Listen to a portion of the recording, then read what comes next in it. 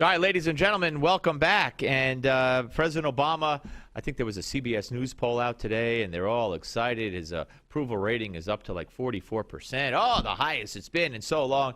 I haven't seen the internals of that poll, but I wouldn't hold my breath if I was a Democrat hoping for Obama to turn everything around and then lead the Democrats to victory in 2014. Well, we're in 2014, I should say, in November, because we're closing in on November. Joining us now for the first time, we welcome aboard Sean Trende, Senior Elections Analyst for RealClearPolitics. Hello, Sean.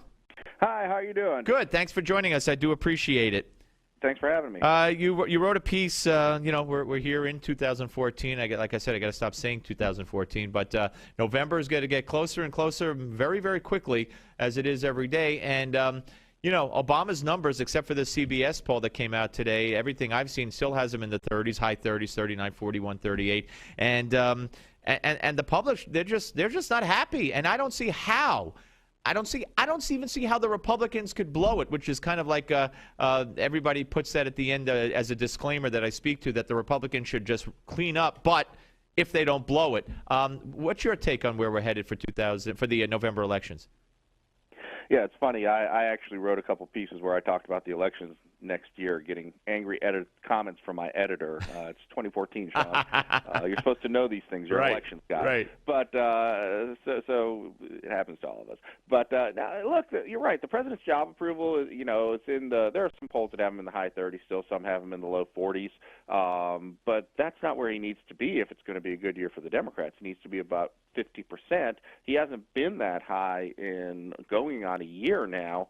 So it's not clear what he can do to turn that around, which means that the playing field is tilted very heavily towards Republicans. Yeah, no, absolutely. And look, healthcare Congress comes back next week and all that kind of stuff, but healthcare is taking a back seat to all the other unfolding events that go on, all the other distractions, Christie especially, and you name it. But we're still in a situation where, as we get towards the end of this year, they said last year that 85 to 100 million people are going to get those cancellation notices that 5 million people got in 2013. So it's going to explode right around election time. Yeah, I got one. I mean, I'm in a group health plan. I already got one. That's for the end of this year? It was for the end of 2013. Oh, okay, yeah. So it's going to happen even more in 2014. Right. I wasn't supposed to get it in 2013. But the thing is, we've been told all along that this thing is going to be popular. It's just around the corner. Ever since 2010, Democrats have said this. It's going to get more popular. It's just gotten more and more unpopular. So you can believe that it's going to get more popular if you want to, but it's just that. It's a belief. There's really no foundation for it. Sean, let's look at the Senate races in the piece you wrote at RealClearPolitics.com. There's you have a chart with Obama's approval and for a bunch of the key Senate races. Yeah, if you look at the states where this election is going to be held, and this is a big problem for the Democrats, it's being held with a lot of Democrats who won in 2008 in red states or in marginal states. And so that means that right now the president's job approval in those states probably in the mid-40s at best, likely going down into the 40s and 30s in some of the redder states. So it's going to be really hard for those senators running for re-election trying to distance themselves from the president after all of them had voted for the Democratic agenda in 2009 and 2010. It was really weird when he went to North Carolina last week, and the senator from North Carolina did not go anywhere near him, did not make the trip. What's her name? Kay Hagan. Yes, Kay Hagan. And I played this soundbite the next day. So what does he say? I want to give a shout-out to Kay Hagan. He mentioned her name, and I wonder if he did that out of spite or what. But if she made a point not to go and not to have her, not to be seen with him, why on earth would he give her a shout-out? Yeah, it's with friends like these,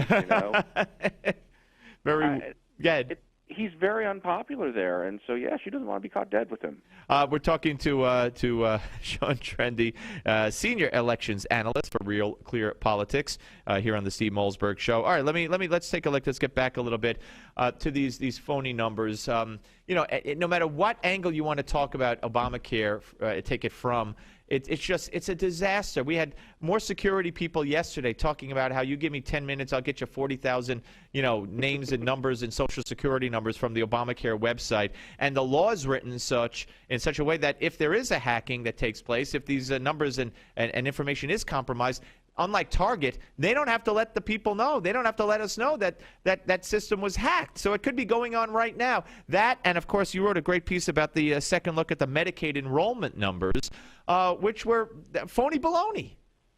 Yeah, the administration claimed 4.2 million Medicaid signups, but in October, November. But really, they were just given the names of everyone that signed up for Medicaid in that year. And you know what? Medicaid is a 60 million person program. It signs up a lot of people every month, no matter what. And if you looked at it, it signed up about the same number of people in October and November as it did in September and August and July before Obamacare went into effect. Yeah, no, absolutely, and those numbers were very misleading for lots of reasons. And now there's even a story today about how Medicaid recipients who are between the ages of 55 and 64, there's a law that says that after someone's death, the government could seize their assets to recover the cost of health care if they still owe money for health care that's been received under Medicaid.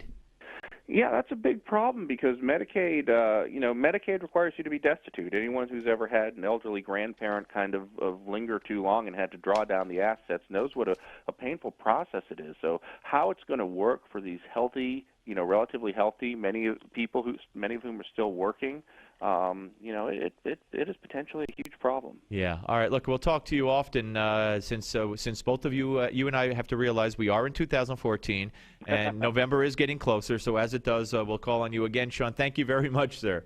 Thank you. Take care. Sean Trende, ladies and gentlemen, senior elections analyst for RealClearPolitics here on the Steve Molesberg Show. It's just such a mess. In a real world with a fair media, there wouldn't even be the Senate would turn completely. The House would overwhelmingly, they'd gain 30 more seats. But we don't live in a world with a media and journalists. We live in a Democratic propaganda machine world. Coming back, Steve Molesberg Show, spitting the law. Don't go away.